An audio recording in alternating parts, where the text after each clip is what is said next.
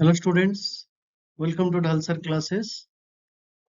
अभी हम लोग रिसर्च की कंटिन्यू सीरीज में आज हम लोग एक नए मेथड की डिस्कस करेंगे, ऑब्जर्वेशन मेथड, जिसको आप अवलोकन पद्धति कहते हो। Basically observation method we use in qualitative research and also related to behavioural science. तो यूजुअली जो लोग साइकोलॉजी या सोशल वर्क, एंथ्रोपोलॉजी, सोशियोलॉजी, बहुत सारे ह्यूमनिस्टिक डिसिप्लिन है जहाँ पे हम ऑब्जर्वेशन को एक अच्छे मेथड के हिसाब से कंसीडर करते हैं, because that gives a scientific way to understand the social reality including the human beings behaviour. तो इसका मतलब हम जब ऑब्जर्वेशन मेथड को अप्लाई करते हैं, that how it becomes a scientific way to collect the data or information, and इसके साथ जुड़ा हुआ जो तरीका है जो how you observe and you capture that way, आप किस तरीके से उसको रिकॉर्ड करते हो और फिर प्लान करते हो, फिर उसको कंट्रोल करते हो। मीन्स ऑब्जर्वेशन ऐसा भी नहीं कुछ भी चीजें लिखते हो, फिर क्या लिखते हो, क्या देखते हो, तो बहुत सारी चीजों को भी देखने की जरूरत पड़ता है। तो basically this method started from the ethnographic work और anthropological फील्ड वर्क, एंड यहाँ पे इन्वेस्टिगेटर अपनी जो ऑब्जर्वेशन है वो रिस्पोंडेंट को कोशिश करता है किस तरीके से अपनी ये मेथड को यूज करके अनबायस्ड होके डाटा को एक्यूरेटली कलेक्ट करता है। तो ऑब्जर्वेशन मेथड की ये जो एडवांटेज है, that how the biasness, subjective biasness is eliminated अगर हमारी ऑब्जर्वेशन या अवलोकन को अ, सही तरीके से एक्यूरेटली हम लोगों ने बनाया। Secondly, the information obtained under this method relates what is happening in the current stage. तो हमारे सामने जो चीज हो रही है उस चीज को हम ऑब्जर्व करते हैं, ना कि पास्ट ना कि future, rather it happens before the researcher. तो रिसर्चर के सामने कोई भी घटना, कोई भी सिचुएशंस होता है, उसको ऑब्जर्व करके आप उसको डिटेल्ड एनालिसिस कर सकते हो और उस बारे में आपकी इंटरप्रिटेशन भी दे सकते दिया जा सकता है। It is not complicated bye either past behaviour, जैसे कि मैंने कहा, आपकी पहले की जो बिहेवियर होगा या फ्यूचर की जो भी इंटेंशन या एटीट्यूड होगा, उससे साथ इसका कोई लेन देन नहीं होगा अगर हम डायरेक्टली किसी भी घटना को अपने सामने, रिसर्चर अपने सामने किसी भी चीज को, घटना को घटने के टाइम देख रहा है। So this is where you find that whatever it is happening before the researcher, it is directly, it has a relationship with the researcher. There is no biasness from either the future aspects or the past behavior. Thirdly, this method is independent of respondents' willingness to respond and such relatively less demanding. तो यहाँ पे आपकी respondent से आपकी उम्मीद ज्यादा जरूरत नहीं होता है।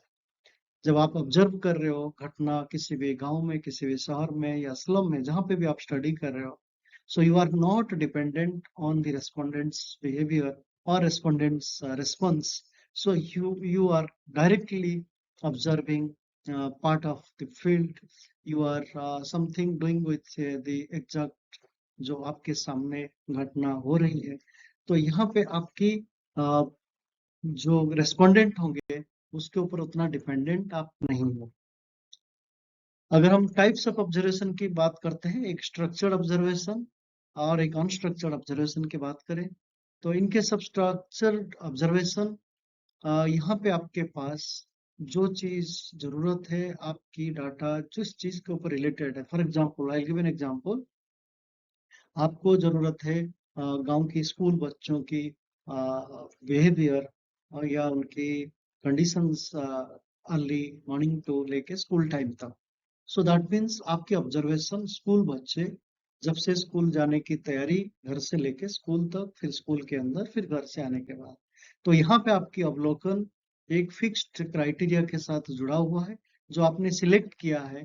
जो प्रोमिनेंट एरिया है, प्रोमिनेंट एरिया आपका डाटा कलेक्शन की तरीका था, जो आपकी स्टूडेंट्स से जुड़ा हुआ है, ना कि गांव के खेती-बाड़ी करने वाले लोग, दुकानदार।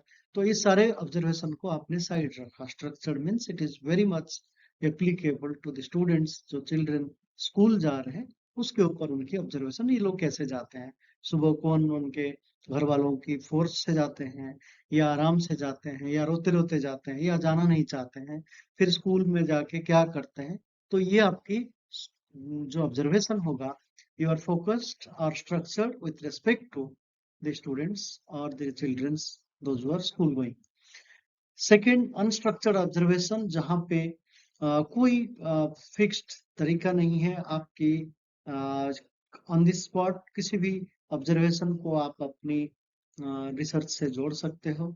जिस रिसर्चर का बहुत सारे दायरा है और आपके पास इतने सारे ऑब्जर्वेशंस को लेके किस तरीके से आप यूज करते हो, सारे चीज को आप नोट डाउन करते हो अनस्ट्रक्चर्ड, तो वहां पे आपकी जो भी आपके पास ऑब्जर्वेशन है, तो आपने पहले से कुछ सोच के नहीं आया है। So there is no advance thought that what you are going to observe. तो वहां पे आपके ऑन द स्पॉट आप क्या करना चाहते हो, किस क्या चीज जरूरी है, और वो एक अनस्ट्रक्चर्ड ऑब्जर्वेशन हो जाता है। बहुत सारी चीजों के आपके सामने होता है, क्योंकि आपको पता ही नहीं पहले, जैसे मैंने आपको स्ट्रक्चर्ड ऑब्जर्वेशन में कहा, जो आपके observation limited with in the school going children. तो बट यहाँ पे अनस्ट्रक्चर्ड में आप पहले से कुछ सोच के नहीं आया। स्ट्रक्चर्ड ऑब्जर्वेशन आपको एक डिस्क्रिप्टिव स्टडीज की बात करता है, जो चीज घटना है, जैसे स्कूल के बच्चों को मैंने एग्जांपल दिया। अनस्ट्रक्चर्ड ऑब्जर्वेशन आपकी एक्सप्लोरेटरी हो सकता है, जबकि नई चीज आपको मिलेगा, क्योंकि बहुत सारे घटनाओं के बीच आपके ऑब्जर्वेशन है, तो एक नई चीज की संभावनाएं बढ़ जाती है। और स्ट्रक्चर्ड ऑब्जर्वेशन में आपकी डिस्क्रिप्शन होती है, क्योंकि आपके पास ऑलरेडी एक फोकस्ड या स्ट्रक्चर्ड ऑब्जर्वेशन है।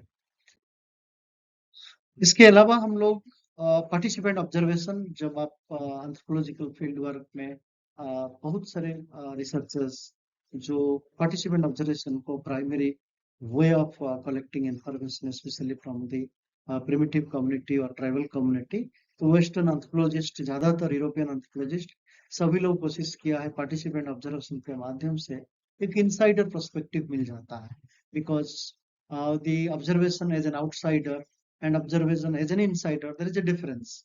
तो आपकी ऑब्जर्वेशन किस तरीके से एक ऑब्जेक्टिविटी, हिडन मीनिंग को खोज सकता है, हिडन एक्सपीरियंस को बता सकता है, तो वो पार्टिसिपेंट, और ये एक लॉन्ग टर्म है।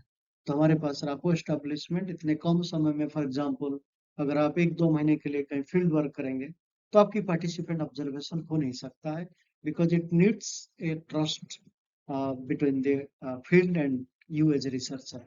तो जो जिस फील्ड में आप रिसर्च कर रहे हो, उस जगह पे ट्रस्ट को जीतना है, अगर आपको एस्टेब्लिश करना है, तब उनके बीच में एक मेंबर की तरह रह के आप अपनी अवलोकन कर सकते हैं।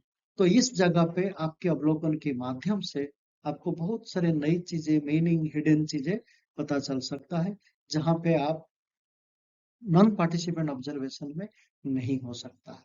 तो participant observation means it gives the idea that how you can, as a researcher, can be an insider, and you are part of the field, and people consider you not as an outsider, rather an insider. तो participant observation तभी हो सकता है जब हम member के साथ, member की तरह रह के किसी भी फील्ड को एक्सपीरियंस करें। तो इसका मतलब, suppose you are working on vegetable vendor, जब आप वेजिटेबल वेंडर के साथ काम करोगे और वेजिटेबल वेंडर बन के उन्हीं के अगल बगल आपने सब्जी बेचोगे, so you'll find certain things which are not able as an outsider. जब हम एक सब्जी खरीदने जाए या बाहर से जाके पूछे, तो हमारे पास उतना इंटरनल और हिडन कम्युनिकेशन या जो मीनिंगफुल कम्युनिकेशन आपस में होती है, वो सब पता नहीं चलेगा। But once you are part of that vegetable vendor community, then लोग आपको एक अपने अंदर की कम्युनिटी की तरह फील करते हैं। So you will be communicated like other vegetable vendors. तो वहां पे हमारी एक्सपीरियंस एक participant observation.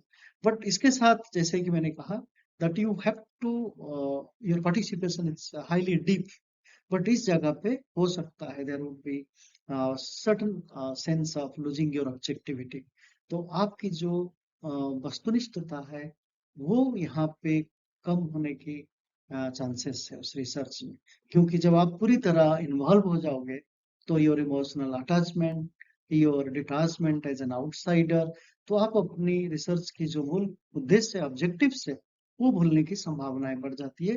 you can read the experience related to the participant observation of W.H. White, that किस तरीके से उन्होंने एक ट्राइबल कम्युनिटी में स्टडी कर रहे थे एज ए पार्टिसिपेंट ऑब्जर्वर, तो इनकी पार्टिसिपेशन इतना डीप हो गया था, तो वहां पे जो हेडमैन जो ट्राइबल कम्युनिटी के हेड थे, तो उन्होंने इसको अडॉप्ट कर लिए थे. Finally he became the next generation headman of that tribal community.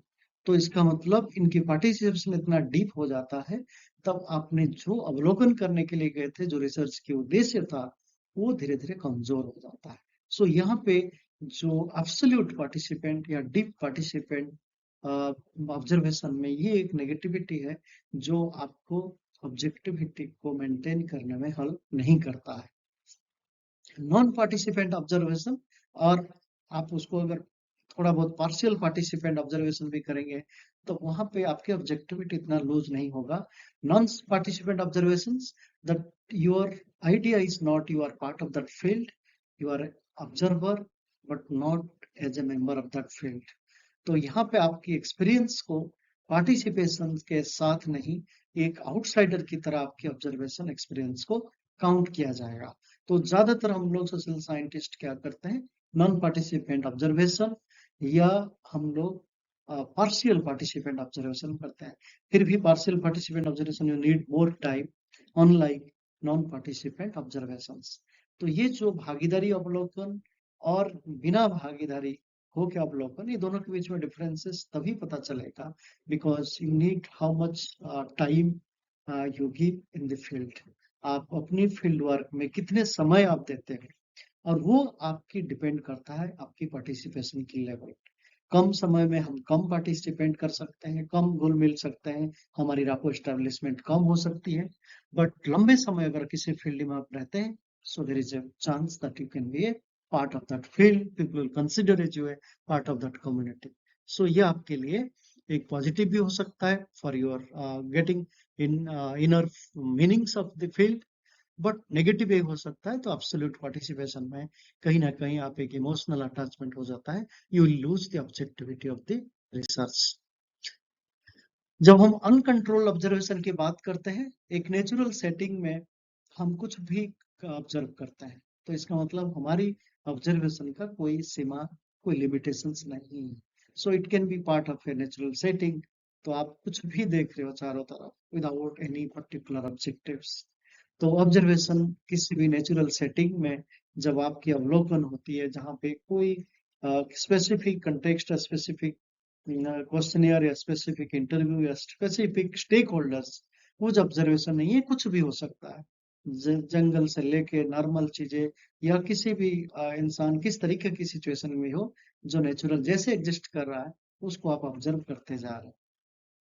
Controlled observation, जहाँ पे एक प्री अरेंज्ड और जो आपकी जरूरत है, जो चीज के बारे में, जैसे मैंने आपको बताया था, that when you decide what you want to observe. For example, अगर आप किसी ट्रैफिक सिग्नल पे खड़े हो and you are observing only those who are violating the traffic rules, तो यहाँ पे आपकी ऑब्जर्वेशन बिना हेलमेट पहनने वाले, सीट बेल्ट ना बांधने वाले, रेड लाइट है और क्रॉस करके जा रहे हैं, तो आपकी focus those were traffic rule violator, जो लोग ट्रैफिक के नियम को मानते नहीं है, उनके ऊपर आपके ऑब्जर्वेशन यहाँ पे कंट्रोल्ड है.